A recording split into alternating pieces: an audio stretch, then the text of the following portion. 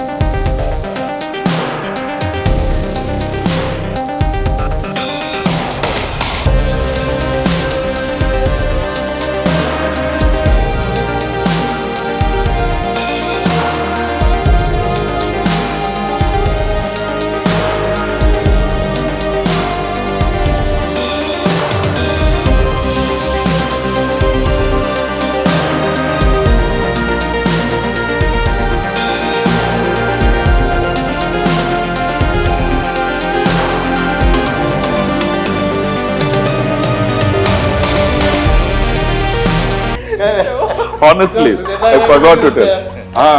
പിന്നെ ഞാൻ പറഞ്ഞു എന്തായി ഇല്ല നിങ്ങൾ നോക്കിയെങ്കിൽ ഹായ് ഹലോ നമസ്കാരം. സൈന സൗത്ത് പ്ലസിന്റെ എല്ലാ പ്രേക്ഷകർക്കും സ്വാഗതം. This is me Shijina Jose Prakash. The protector എന്ന ഏറ്റവും പുതിയ ചിത്രത്തിന്റെ വിശേഷങ്ങളുമായിട്ട് ഈ സിനിമയുടെ ക്രൂ മെമ്പേഴ്സ് ആണ് ഇന്ന് എൻ്റെ കൂടെ ജോയിൻ ചെയ്യുന്നത്. ഒരുപാട് സ്നേഹത്തോടെ സ്വാഗതം ചെയ്യുന്നു. നമസ്കാരം. ഞാൻ ഈ പോസ്റ്റേഴ്സ് ഓരോന്നായിട്ട് നോക്കിക്കൊണ്ടിരിക്കുകയായിരുന്നു. ഓരോ പോസ്റ്റേഴ്സ് കാണുമ്പോൾ ഭയങ്കര നിഗൂഢതകൾ നിറച്ചിട്ടുള്ള ഒരു ക്രൈം ത്രില്ലർ ആണെന്നാണ് എനിക്ക് തോന്നുന്നത്. അങ്ങനെ തന്നെയാണോ ഡയറക്ടർ എന്ന് പറയാം? ഒരു ക്രൈം ത്രില്ലർ എന്നും പറയാൻ വേണമെങ്കിൽ ഒരു ഹൊറർ ജോണറിലാണ് അത് പോകുന്നത്. ക്രൈമാണ്, പക്ഷെ അത് ടോട്ടലി ഒരു ഹൊറർ മൂഡിലാണ് പോയിക്കൊണ്ടിരിക്കുന്നത്. ക്രൈംസ് ഉണ്ട്, പക്ഷേ concentrating on horror. Crimes mixed വിത്ത് ദുരൂഹത എല്ലാം ബേസ് ചെയ്തിട്ടുള്ളൊരു സാധനം.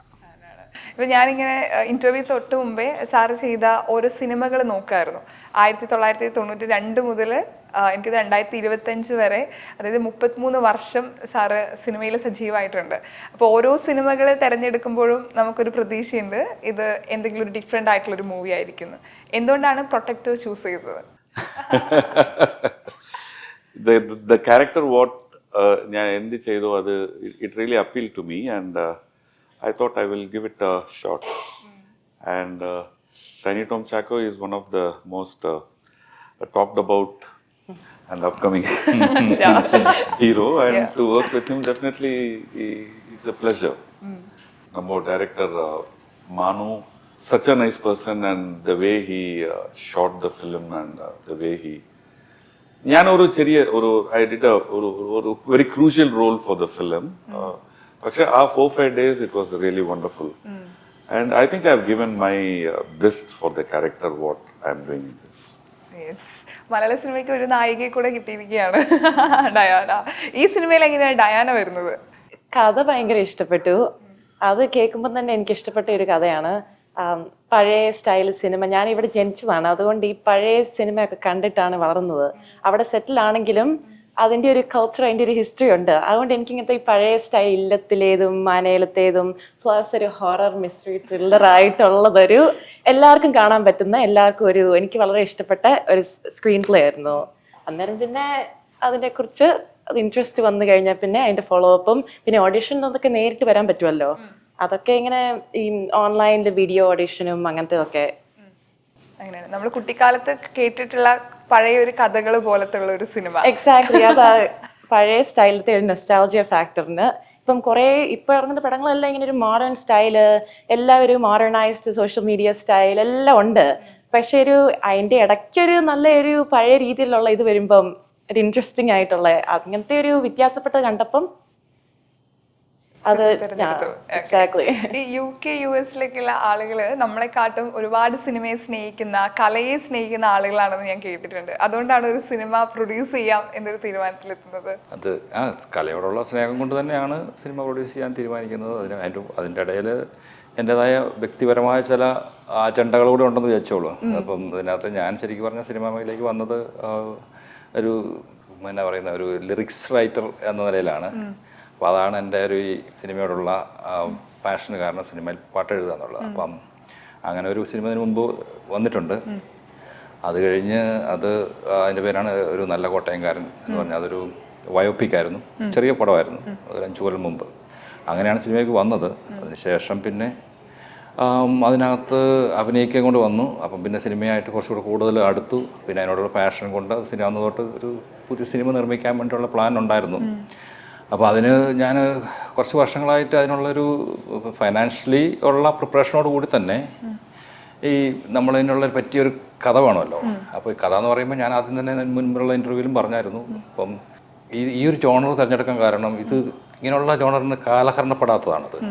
മറ്റിപ്പോൾ നമ്മൾ മോഡേൺ, ഇപ്പോൾ ജഡായന, ഇപ്പം ഹീറോയിൻ പറഞ്ഞതുപോലെ പുതിയ സിനിമകളുടെ ട്രെൻഡും കാര്യങ്ങളും എന്നൊക്കെ പറയുമ്പോഴത്തേക്ക് അത് എപ്പോഴും അത് പുതിയ ഓരോരോ ട്രെൻഡിന് പുറകെ പോകുന്നതാണ്. പക്ഷേ ഇങ്ങനെയുള്ള ചില, അതായത് ശരിക്കും പറഞ്ഞാൽ ഇപ്പം ലവ് സ്റ്റോറികൾ, ഈ നൊസ്റ്റാളജിക്കായിട്ടുള്ളത്, ഈ ഹൊറർ അങ്ങനെയുള്ളതൊക്കെ, അതിനൊന്നും ഈ ടൈമോ അങ്ങനെയുള്ള കാര്യങ്ങളൊന്നുമില്ല. ഏത് കാലഘട്ടത്തിലും അത് ആളുകൾക്ക് അപ്ലൈ ചെയ്യാൻ പറ്റും. ഇപ്പം ഭയം എന്ന് പറയുന്ന ഒരു സംഭവം, ഇപ്പം ഈ സൂപ്പർ നാച്ചുറൽ തിങ്സിനോടുള്ള ഭയോ അല്ലെങ്കിൽ പിശാചിനെ, പ്രേതത്തിനെ, ആ ഒരു ഭയം എന്നൊക്കെ പറഞ്ഞു കഴിഞ്ഞാൽ നമ്മൾ എത്രമാത്രം മോഡേൺ ടെക്നോളജി ഒക്കെ വികസിച്ചെന്ന് പറഞ്ഞാലും അതൊന്നും എല്ലാവരുടെ അടുത്തൊന്നും വിട്ടു പോകുകയല്ല.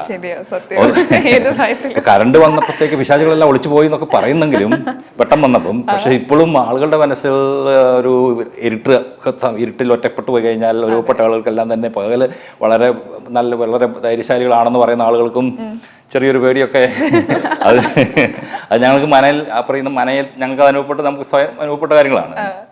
അപ്പോൾ അതുകൊണ്ട് അതാണ് ഈ ഒരു ഫാക്ടറാണ് അത് ഈ പറയുന്ന ഈ ഒരു ജോണർ തിരഞ്ഞെടുക്കാനുള്ളത്. അതിനേക്കാൾ ഉപരി ഞാൻ ഇതിന് മുൻപത്തെ ഇൻ്റർവ്യൂവിലും പറഞ്ഞായിരുന്നു, അതായത് പ്രധാനമായിട്ടും എല്ലാവർക്കും കാണാൻ പറ്റുന്ന ഒരു പടം. അതായത് സിനിമ എന്ന് പറയുമ്പോൾ ഒരു സിനിമയ്ക്കകത്ത് മറ്റ് പൊളിറ്റിക്സോ അല്ലെങ്കിൽ പറയുന്ന മതം, രാഷ്ട്രീയത്തിൻ്റെ ഒന്നും ഇൻഫ്ലുവൻസ് ഇല്ലാതെ, ആരെയും വേദനിപ്പിക്കാതെ, ആരെയും കുത്തി നോയിപ്പിക്കാതെ, എന്നാൽ ആരെയും സൂചിപ്പിക്കാതെ, ആരെയും പ്രീണിപ്പിക്കാതെ, ഒരു അപ്പീസ്മെൻറ്റും ഇല്ല, പ്രീണനങ്ങളൊന്നുമില്ല. അതുപോലെ തന്നെ ആരെയും ഒരു ജാതീയ മതത്തെയോ രാഷ്ട്രീയക്കാരെയോ അനാവശ്യമായ രീതിയിലും ആവശ്യമായ രീതിയിലും വലിച്ചഴയ്ക്കാതെ, ഇപ്പോൾ ഏത് രാഷ്ട്രീയവും മതമൊക്കെ ഓരോരുത്തരുടെ സ്വകാര്യതയാണെന്ന് വിശ്വസിക്കുന്ന ഒരാളാണ് ഞാൻ. എനിക്കുമുണ്ട് എൻ്റേതായത്. അപ്പോൾ അങ്ങനെ ഉള്ള ആളുകൾ, ഇപ്പം എല്ലാ പാർട്ടിയിൽപ്പെട്ട ആളുകൾക്കും ഒരു റോയിലിരുന്ന് ഒന്ന് കാണുക, അതിലെല്ലാ മതത്തിൽപ്പെട്ട ആളുകൾക്ക് ഒരുപോലെ ഇരുന്ന് കാണാം. ഒരു വീട്ടിലുള്ള ആളുകൾക്ക് എല്ലാവർക്കും, അപ്പനും അച്ഛനും മകനും അമ്മയ്ക്കും മകൾക്കും, ഇവർക്കെല്ലാവർക്കും അങ്ങോട്ടും ഇങ്ങോട്ടും പരസ്പരം തിരിഞ്ഞ് മാറി പോകാതെയും കണ്ണു പൊത്താതെയും കംപ്ലീറ്റ്ലി കണ്ട് ആസ്വദിക്കുക എന്നുള്ള ആ ഒരു നിലപാടാണ് ഇങ്ങനെ ഒരു ജോണറിലേക്ക് എത്തിപ്പെട്ടത്.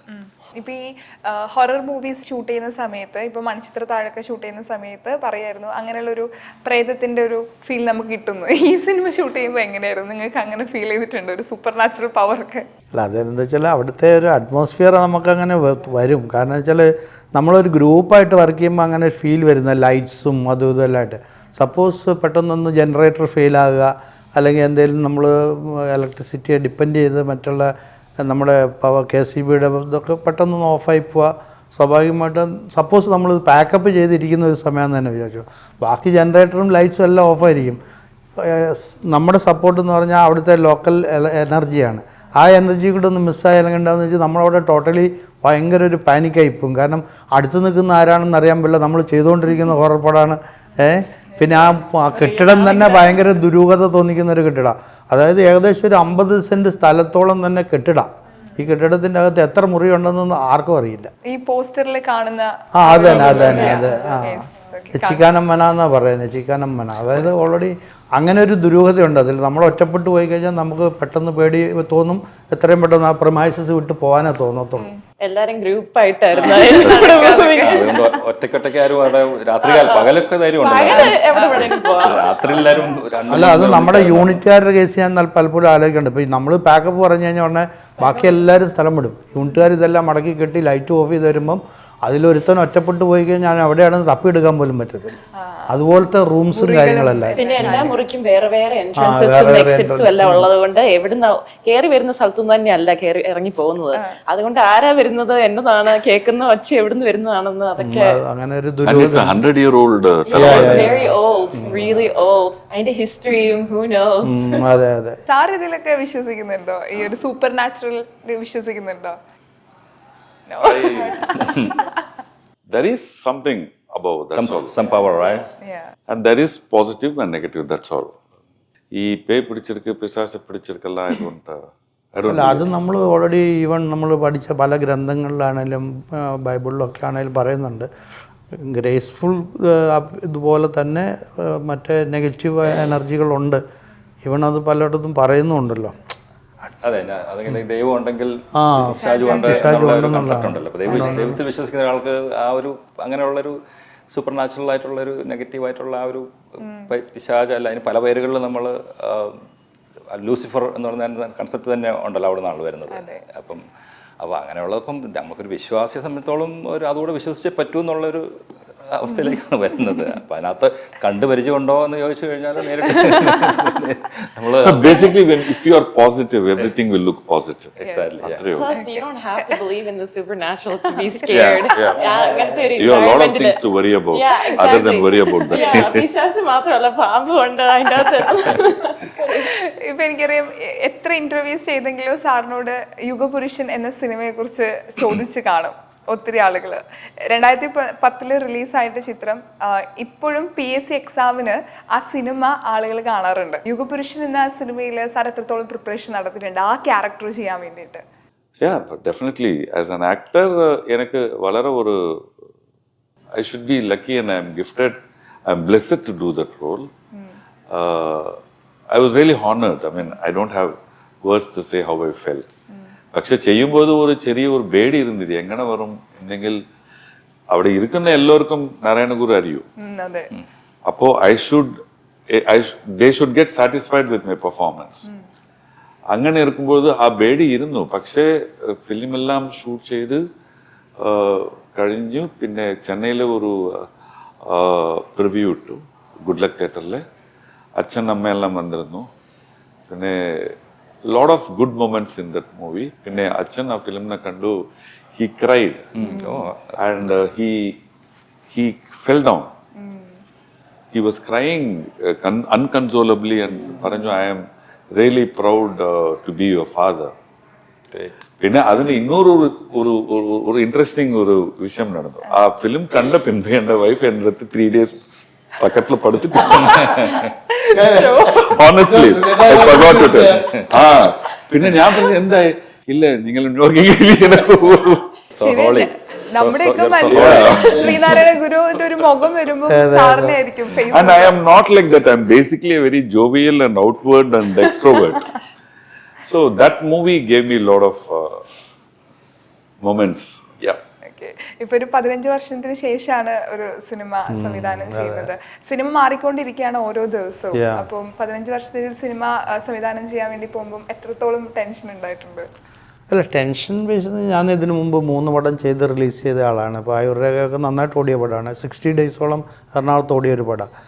പക്ഷേ എന്നെ സംബന്ധിച്ച് ഞാൻ പണ്ട് നരേന്ദ്രപ്രസാദുമായിട്ടൊരു കാര്യം ചോദിച്ചപ്പോൾ പറഞ്ഞു, മനു ഏത് ടൈപ്പ് പടം ആണ് ഉദ്ദേശിക്കുന്നതെന്ന് വെച്ചാൽ പറഞ്ഞു ഓൾ കൈൻഡ് ഓഫ് പടം ചെയ്യാൻ ഉള്ള താല്പര്യമുണ്ടെന്ന് പറഞ്ഞു.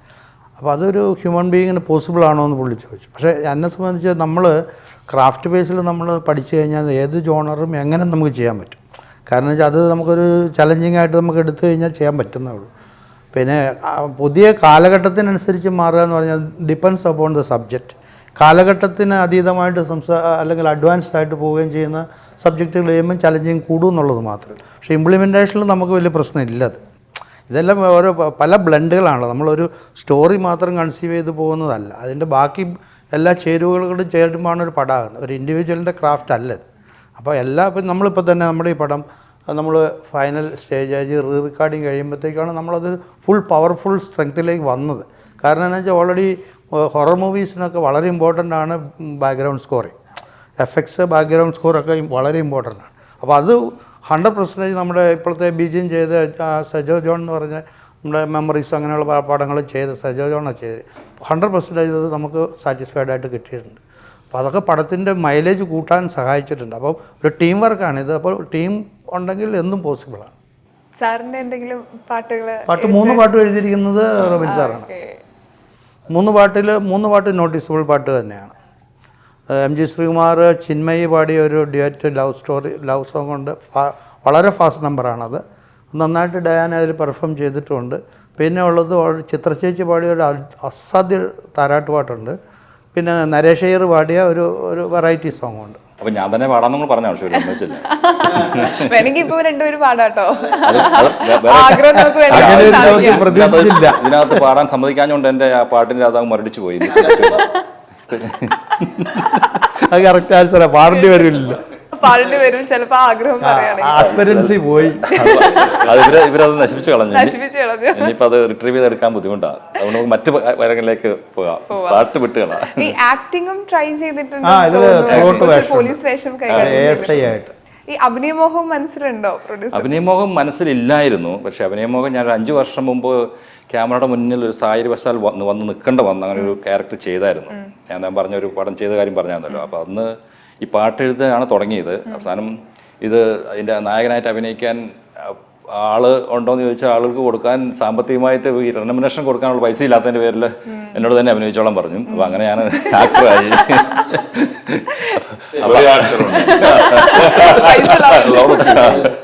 അപ്പോൾ അങ്ങനെ അവിടെ നിന്ന് പിന്നെ തൽക്കാലം പിന്നെ അതവിടെ ആക്ടിങ് അത് ആളുകൾ പറഞ്ഞു തൽക്കാലം ഇനിയിപ്പം മുന്നോട്ട് പോകണമെന്നോട് താല്പര്യം ഇല്ലാന്ന് പറഞ്ഞുകൊണ്ടാണ് നിർത്തി. പിന്നെ നമ്മൾ വീണ്ടും രണ്ടാമതൊരു പരീക്ഷണം ഇതിനകത്ത് ചെയ്തിരിക്കുക.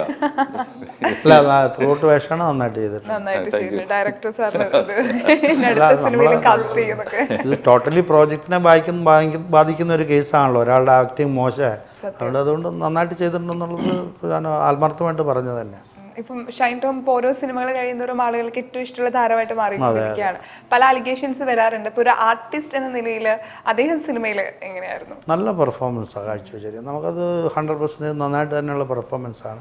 പിന്നെ ഇൻഡിവിജ്വൽ ആയിട്ടുള്ള കാര്യങ്ങൾ അതൊക്കെ ഓരോരുത്തരുടെ വിംസ് ആൻഡ് ഫാൻസീസ് ആണ്. അത് നമ്മളതിനെപ്പറ്റി ചിന്തിക്കുന്നതിൽ വലിയ കഥയൊന്നുമില്ല.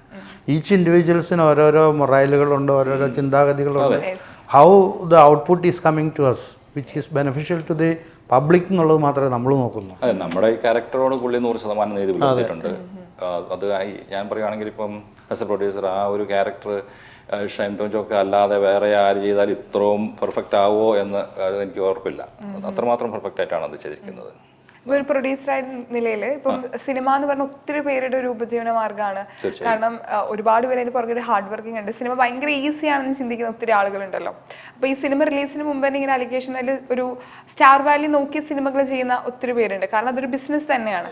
അപ്പം അത് റിലീസിന് മുമ്പ് ഇങ്ങനെ അലിഗേഷൻ വരുമ്പോൾ ഒരു പ്രൊഡ്യൂസർ എന്ന നിലയിൽ അതൊരു ടെൻഷൻസ് ഉണ്ടോ? ഇല്ല, എനിക്ക് അത് ഈ ഷൈൻ ടോം ജോക്കെ ഞാൻ ആദ്യം തന്നെ ഇങ്ങനെ ഒരു ആക്ടർ ഉണ്ടെന്ന് അറിയുന്നത് തന്നെ ഒരു പത്രവാർത്തയിലൂടെയാണ്. കൊക്കൈനുമായിട്ട് പിടിച്ചു എന്ന് പറഞ്ഞ്. അപ്പോൾ അത് ആ ഒരു വിഷയം ഇപ്പം ഡയറക്ടർ പറഞ്ഞ പോലെ ഇതിങ്ങനെയുള്ള കാര്യങ്ങൾ അവരുടെ ഒരാളുടെ പേഴ്സണൽ വ്യക്തിപരമായ ഒരു കാര്യങ്ങളാണ്. അതിപ്പം പലരുടെയും പലതും ഇപ്പം സാറ് നേരത്തെ പറഞ്ഞായിരുന്നല്ലോ, എന്തായിരുന്നു ആ കോട്ടനായിരുന്നു, every saint has a past and every sinner has a future. അപ്പോൾ എന്ന് പറഞ്ഞ പോലെ ആ ഒരു അതിനോടാണ് ഞാൻ അത് ശരിക്കും പറഞ്ഞു കഴിഞ്ഞാൽ അതൊരു ആപ്തവാക്യമായിട്ട് തന്നെ എടുക്കുകയാണ്. അപ്പം നമ്മുടെ ഓരോരുത്തരുടെ കാര്യങ്ങൾ നമ്മൾ പേഴ്സണൽ ലൈഫ് ചകഞ്ഞ് നോക്കിക്കഴിഞ്ഞാൽ നമ്മൾ എല്ലാവർക്കും പലതും ഇപ്പം അത് പറയുമ്പോൾ വേറെ ഒരു കാര്യം പറയാം. അവിടെ ഒരു പ്രീസ്റ്റ് ജയിലിൽ സന്ദർശിക്കുമായിരുന്നേ. അതൊരു കഥയല്ല, നടന്ന സംഭവമാണ്. അപ്പം ജയിലിൽ ചെന്ന് കഴിയുമ്പോൾ ഈ പ്രീസ്റ്റ് സാധാരണ പ്രീസ്റ്റുമാരൊക്കെ ചെല്ലുമ്പോൾ നിങ്ങൾ എന്തിനാണ് ചെയ്തത്, കൊലപാതകം ചെയ്തത്, അല്ലെങ്കിൽ എന്തിനു മോഷണം ചെയ്തു എന്നുള്ളതാണ് ചോദിക്കുന്നത്. പ്രീസ്റ്റ് പോയി പറയുക അദ്ദേഹത്തോട് പറയുന്നത് ഇങ്ങനെ ഈ കുറ്റവാളികളോട് ഈ പറയുന്ന ഇൻമേറ്റ്സോട് പറയുന്നത് ഞാനും നിങ്ങളും തമ്മിൽ ഒറ്റ വ്യത്യാസമേ ഉള്ളൂ, നിങ്ങൾ പിടിക്കപ്പെട്ടു, ഞാൻ പിടിക്കപ്പെട്ടില്ല. ഇത്രയേ ഉള്ളൂ. അതായത് നമ്മളിൽ പലരും ഈ പുറത്തോട് നടക്കുന്നത് പിടിക്കപ്പെടാത്തത് കൊണ്ടാണ് എന്നുള്ള ആ ഒരു കാഴ്ചപ്പാട്. ഞാനൊരു പെർഫെക്റ്റ് അല്ലാത്ത ഒരാളായതിൻ്റെ പേരിൽ മറ്റുള്ള ഇൻപെർഫെക്റ്റ് ആയിട്ടുള്ള ആളുകളുടെ അടുത്ത് ഞാൻ ബ്ലെയിം ചെയ്യാനോ കല്ലെറിയാനോ ഈ പറയുന്ന പോലെ വിധിക്കാനോ ഒന്നും അവകാശമില്ല. അതുകൊണ്ട് ഞാൻ അതിനെ ഒരിക്കലും അതിന് ഈ സിനിമയെ ബാധിക്കും. മാത്രമല്ല ഈ സിനിമയെ ഇപ്പം ഷൈൻ ടോം ചാക്കോയെ വെച്ചൊരു സിനിമ എടുക്കുമ്പോൾ ഈ പറഞ്ഞതുപോലെ സൂപ്പർ സ്റ്റാറുകളെ വെച്ച് മറ്റ് സൂപ്പർ സ്റ്റാറുകളെ വെച്ച് എടുക്കുന്ന പടം പോലെ എല്ലാ ആളുകളെയും കേരളത്തിലുള്ള ഈ പറഞ്ഞ പോലെ 3.5 കോടിയോ അത്ര ആളുകളൊന്നും വന്ന് കാണും എന്നുള്ള ഒരു രീതിയിലൊന്നും ഒരു പ്രതീക്ഷയിലൊന്നും അല്ല. എല്ലാവരും കാണുവാണെങ്കിൽ സന്തോഷം. പിന്നെ അതുകൊണ്ട് ഞാൻ പറഞ്ഞ അതിനകത്ത് എനിക്കൊരു ഡിസപ്പോയിൻമെൻറ്റോ അല്ലെങ്കിൽ അതിനകത്ത് ഒന്നും ഒരു ഫീലിംഗും തോന്നിയില്ല. എനിക്ക് എൻ്റെ പേഴ്സണൽ അഭിപ്രായത്തിൽ അതിനകത്ത് കുറച്ചുകൂടെ ഈ ഷൈൻ ടോം ചോക്ക് ആരാന്ന് അറിയത്തില്ലാത്ത കുറച്ച് ആളുകളോട് അദ്ദേഹത്തെ അറിയാൻ പറ്റി. കുറച്ച് ആളുകൾ കൂടുതൽ ഈ റീൽസും ഷോർട്ടുകളും ഇന്റർവ്യൂകളും ഒക്കെ കാണാൻ തുടങ്ങി. അപ്പോൾ നമ്മുടെ സിനിമയ്ക്ക് കുറച്ചുകൂടി ഒരു ഹൈപ്പ് ആവും എന്നുള്ളതാണ് അതിനകത്ത് എനിക്ക്. പിന്നെ പല അലിഗേഷൻസും അത് ചില സമയത്ത് അത് വിടരാതെ തന്നെ മുട്ടിത്തന്നെ കരിഞ്ഞു പോകുന്ന അവസ്ഥകൾ നമ്മൾ കണ്ടിട്ടുണ്ട്. കാരണം വെച്ചാൽ അങ്ങനെ ഇത് റേസ് ചെയ്യുന്ന ആൾക്കാർക്ക് ഇത് രജിസ്റ്റർ ചെയ്യാൻ പറ്റാതെ വരികയും പിന്നെ ഇവരെ പറ്റിയുള്ള നമ്മളൊരാളെ പറ്റി പബ്ലിക്കലി മോശം പറഞ്ഞു കഴിഞ്ഞാൽ അത് നമ്മളെല്ലാ വ്യൂവേഴ്സിൻ്റെ അടുത്തും അല്ലെങ്കിൽ ലിസണേഴ്സിൻ്റെ അടുത്തും പോയി കറക്റ്റ് ചെയ്യാൻ പറ്റത്തില്ല. പക്ഷേ ഒരു പാർട്ടി ഒരു അലിഗേഷനെ റേസ് ചെയ്തിട്ട് അത് പിൻവലിച്ചു കഴിഞ്ഞാൽ അവർ സേഫായി. പക്ഷേ ഇത് നേരിട്ട ആളെ സംബന്ധിച്ച് ആ കറ മായ്ക്കപ്പെടുന്നില്ല. അതുകൊണ്ട് നമ്മൾ അലിഗേഷൻസ് പറയുമ്പോൾ അത് ട്രൂ ആയിരിക്കണം എന്നുള്ളതാണ് എപ്പോഴും നമ്മൾ കാണേണ്ട ഒരു കാര്യം. അത് തന്നെയാണ് പോസ്റ്റേഴ്സിൽ ഈ പാപം ചെയ്യാത്തവർ കല്ലേറിയിട്ട് തുടങ്ങിയിട്ടുള്ള കോട്സ് ഒക്കെ ഏറ്റവും കൂടുതൽ ഈ സിനിമയിലെ പോസ്റ്റേഴ്സിൽ കാണുന്നുണ്ട്. അതെ അതെ, നമ്മളങ്ങനെ ഫ്ലാഷ് ചെയ്തിരുന്നു. കാരണം എന്ന് വെച്ചാൽ അതൊരു ജെന്യൂൻ ആയിട്ടുള്ളൊരു കേസ് തന്നെയാണ്. നമ്മൾ പലരെയും കുറ്റം പറയുന്നുണ്ടെങ്കിലും പലരുടെ മറ്റുള്ള മോശവശങ്ങൾ എടുത്തു പറയുന്നത് നമ്മളെ തന്നെ ഒന്ന് സ്കാൻ ചെയ്യണം. നമ്മളതിന് അർഹരാണോ, നമുക്കതിൻ്റേതായതുണ്ട്. പ്രത്യേകിച്ച് നമ്മുടെ ഒരു സമൂഹത്തിൻ്റെ ഒരു പ്രശ്നം എന്ന് വെച്ചാൽ നല്ലത് 100% ഉണ്ടെങ്കിൽ അല്ലെങ്കിൽ ആ 95% ഉണ്ട്, 5% കോൺകേവ് വെച്ചിട്ട് പ്രൊജക്റ്റ് ചെയ്ത് കാണിക്കുക എന്നുള്ളൊരു രീതിയാണ്. അതൊരു ശരിയായ മെത്തേഡല്ല. കാരണം നമ്മൾ ഓൾറെഡി നല്ലതിനെ നല്ലതായിട്ട് കാണുകയും കൂടെ ചെയ്യേണ്ട ആ കൂടെ. അത് ചില കേസിൽ ഉണ്ടാകുന്നില്ല. സാർ അഗ്രി ചെയ്യുന്നുണ്ടോ ഈ പറഞ്ഞതിന്? Yeah. But unfortunately, we are right now in the crossroad. ഏത് കറക്റ്റ് ഇല്ല, ഏത് ന്യൂസ് നമുക്ക് കറക്റ്റായിട്ട് ഇസ് ഇറ്റ് ഒത്തൻറ്റിക് ഒന്നും മനസ്സിലായിട്ടില്ല, വിശ്വാസ്യത. സോ അങ്ങനെ ഒരു സിറ്റുവേഷൻ വരുമ്പോൾ ഞാൻ എന്നെ ആലോചിക്കും, ഏത് കമൻറ്റും നമുക്ക് പറയാൻ പാടില്ല. എൻ്റെ ജോലി ഞാൻ നന്നായിട്ട് ചെയ്യും. I will be nice to the people. I will do good things. I will be happy. I will play with my grandchildren.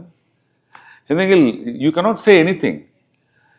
Sometimes they say this movie collected 1,000 crores, but who knows? Who knows? Right. What information can we believe?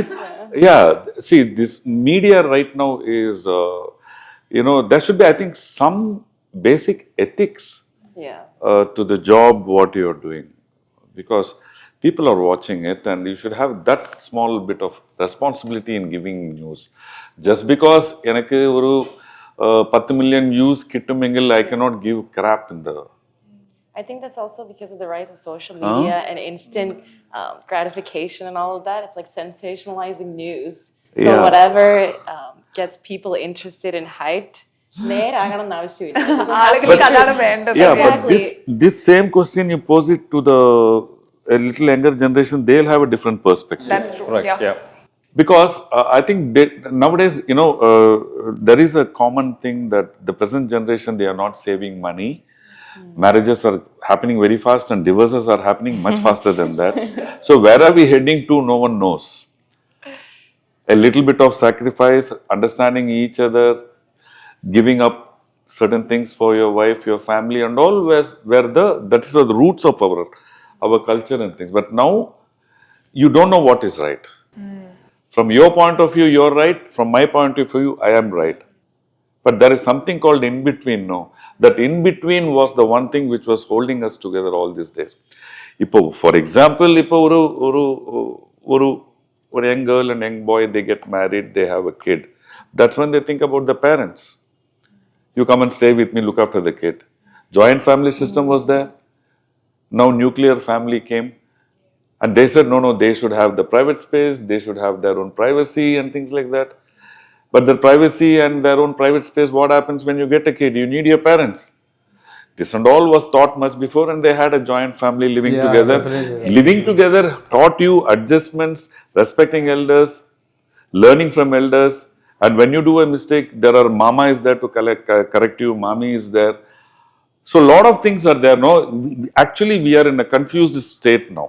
We don't know exactly what we want. So better keep quiet and do what is right for you. Safe. Just do your job. Yeah, do your job, be dedicated, be passionate to your job, and do good to others. If not, don't do anything wrong to others. കൂടുതൽ ഏറ്റവും super senior ആയിട്ടുള്ള ഒരു star ആണ്.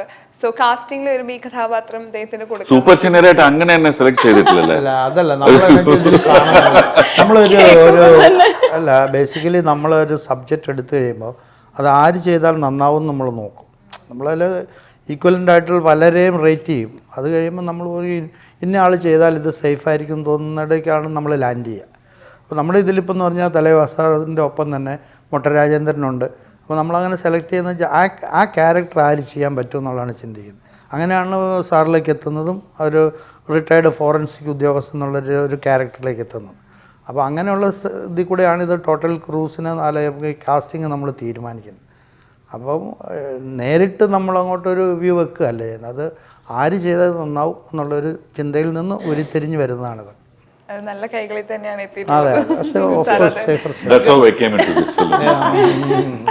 So ഒത്തിരി സന്തോഷം. ഈ സിനിമയുടെ trailer കണ്ടിട്ടില്ല, പക്ഷേ പോസ്റ്റേഴ്സ് കാണുമ്പോൾ ഈ സിനിമയെക്കുറിച്ച് നിങ്ങൾ കോൺഫിഡൻ്റ്ലി സംസാരിക്കുന്ന കേൾക്കുമ്പോൾ തിയേറ്ററിലെ സിനിമ കാണാൻ ഞാൻ ഭയങ്കര എക്സൈറ്റഡ് ആണ്. അപ്പോൾ എന്തായാലും തിയേറ്ററിൽ ധൈര്യപൂർവ്വം ഫാമിലി എല്ലാവരും കൂട്ടിക്കൊണ്ടുവന്നിട്ട് ഒന്നിച്ചിരുന്ന് നേരത്തെ പറഞ്ഞ പോലെ ആരുടെയും കണ്ണ് പൊത്താതെ ആരുടെയും മുഖം തിരിക്കാതെ ചെവി പൊത്താതെ അതേപോലെ ഈ മറ്റേ ബ്ലർ സൗണ്ട് ഒന്നും കൊടുക്കാതെ തന്നെ മുഴുവൻ ഇരുന്ന് കാണാൻ എൻജോയ് ചെയ്യാൻ പറ്റുന്ന, നമുക്കൊന്നും മ്യൂട്ട് ചെയ്യേണ്ടതായിട്ട് വന്നിട്ടില്ല. ഒരു ഡയലോഗ് പോലും മ്യൂട്ട് ചെയ്യേണ്ട അവസ്ഥ വന്നിട്ടില്ല. കാരണം നമ്മൾ അങ്ങനത്തെ ലാംഗ്വേജ് ഒന്നും യൂസ് ചെയ്തിട്ടില്ല. പിന്നെ ഹൊറർ എന്ന് പറഞ്ഞാലും ഇങ്ങനെ എക്സ്ട്രീം ഗ്രാഫിക് ആയിട്ടുള്ള ഹൊററും ഇൻഅപ്രോപ്രിയേറ്റ് ആയിട്ടുള്ളതൊന്നും അല്ല. അത്യാവശ്യമുള്ള ഇങ്ങനെ ത്രില്ലർ, കണ്ടന്റ് ബേസിലുള്ള ഒരു ബിൽഡപ്പേ ഉള്ളൂ. ഞങ്ങളും പ്രതീക്ഷയോടെ കാത്തിരിക്കുകയാണ് സിനിമ തിയേറ്ററിൽ വെച്ച് കാണാൻ വേണ്ടിയിട്ട്. അപ്പോൾ എല്ലാവിധ ആശംസകളും നേരാണ്. Thank you so much. Thank you so much.